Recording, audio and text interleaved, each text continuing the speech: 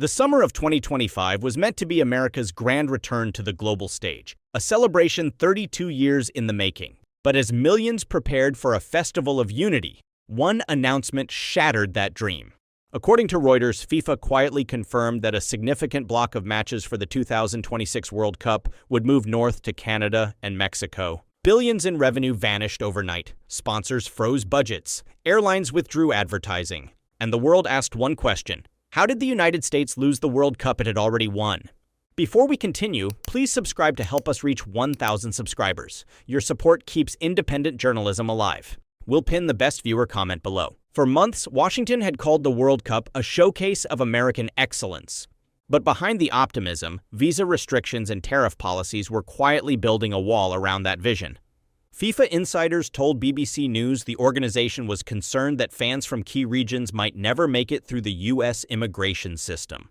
By July 10th, the Trump administration expanded its travel ban to 12 nations, including Nigeria, Iran, Venezuela, and Egypt, cutting millions of potential visitors from the guest list. But to the global football community, the message was different. A celebration of unity had turned into an exclusive club. Within days, what was meant to be the largest tourist influx in U.S. history began to collapse. A $250 visa fee was imposed on travelers from non-waiver nations. According to Bloomberg, that meant a family of 4 from Brazil would spend $1,000 before flights or tickets, a cost too steep for most. In Lagos, interview wait times surged past 300 days. In New Delhi, 240. In Istanbul, 200. The Cup was a year away. Fans would never see their appointments before kickoff. Local organizers in Dallas and New Jersey saw ticket sales flatline. International food festivals and concerts tied to the tournament were quietly canceled. The Festival of Nations was becoming a gated gathering for the elite. By June 2025, even stadium construction was freezing. Crews in Detroit stood idle as steel from Ontario was stuck behind a 35% tariff and new inspection rules. LED screens from South Korea sat at ports, waiting for customs clearance under tighter security protocols. The plan had been bold: smart arenas, AI-powered entry gates, immersive fan zones. Instead, organizers were forced to downgrade blueprints. Imported stadium chairs became cheap domestic replacements. Retractable roofs were scrapped. According to the Washington Post, the White House's tariff policy shielded domestic industries but strangled infrastructure projects that relied on foreign components. Canada, meanwhile, moved at full speed. BC Place in Vancouver was upgraded and FIFA certified months ahead of time. Toronto expanded its transit links.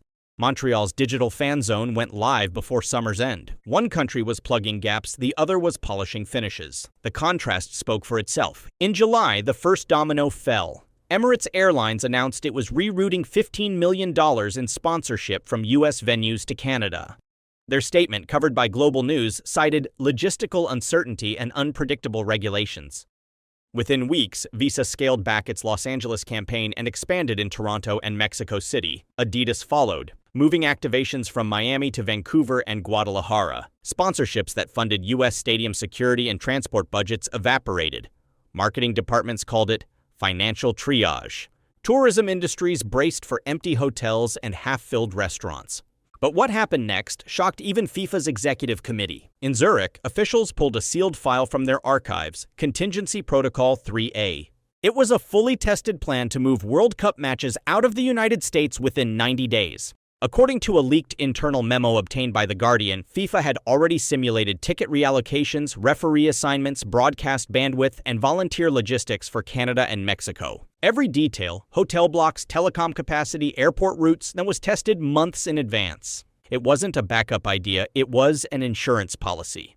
Officials no longer asked if matches would move, they asked how many and how soon. While Miami and Los Angeles tried to keep up appearances, Vancouver and Guadalajara were already rehearsing security drills and traffic routes. America still had stadiums, but FIFA had taken the wheel. While Washington grappled with paperwork, Ottawa and Mexico City moved with quiet efficiency. Canada's Prime Minister Mark Carney hailed the moment as a testament to open markets and open hearts. By September, Toronto's hotel capacity exceeded 30,000 rooms within 10 kilometers of the stadium. Immigration processing times averaged just 6 days. More than 50 countries qualified for visa-free entry. Mexico modernized its telecom infrastructure for high-definition broadcasting and streaming, a feat achieved ahead of the U.S. schedule by 3 months. Sponsors called it a masterclass in reliability. For the first time, the World Cup became a symbol of North American balance, not U.S. dominance. Economists estimate the U.S. could lose up to $40 billion in direct and indirect revenue.